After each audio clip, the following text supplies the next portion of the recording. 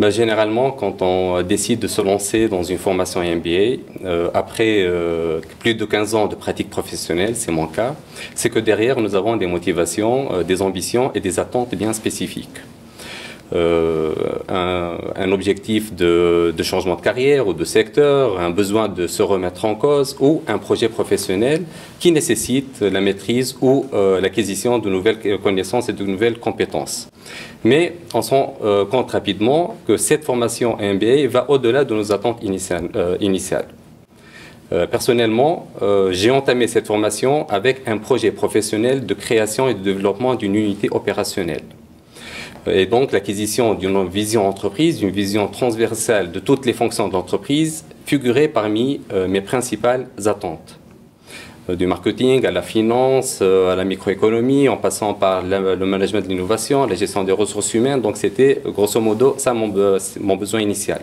Mais au fur et à mesure, j'ai commencé à réaliser que cette formation représente aussi une opportunité extraordinaire pour développer notre personnalité, nos compétences, ou bien nos capacités de leadership, nos compétences émotionnelles et aussi pour gagner en maturité, en confiance.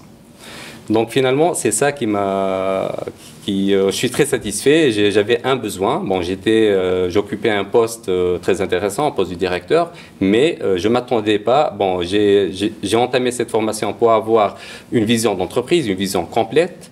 Et là, aujourd'hui, j'ai d'autres avantages, bénéfices que j'ai bien tirés de cette formation. Ça commence à être un peu flou pour moi. Je vais garder mon emploi puisque c'est mon entreprise, d'ailleurs, que je remercie, qui m'a financé cette formation, qui m'a permis de la suivre.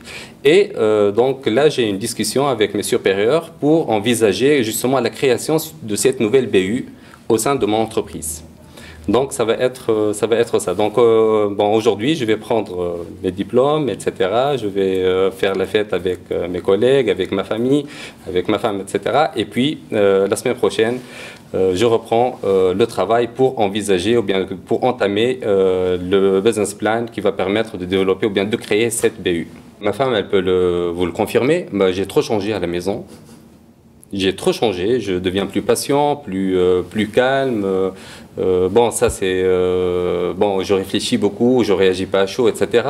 Donc, c'était pas le cas avant. Donc aujourd'hui, je me sens plus à l'aise. Surtout, voilà, une formation pareille, elle permet de développer l'intelligence émotionnelle. C'est ça, c'est à maîtriser les émotions, aussi à maîtriser ou bien à gérer l'autrui, c'est-à-dire, voilà. Donc il y a tout ça qui compte pour cette formation. Et puis, voilà, c'est une aussi formation qui nous permet d'élargir nos relations professionnelles. Et puis, que dire de la richesse, de la diversité des profils des candidats qui représentent bien, avec des cultures métiers bien différentes, une richesse pour cette formation.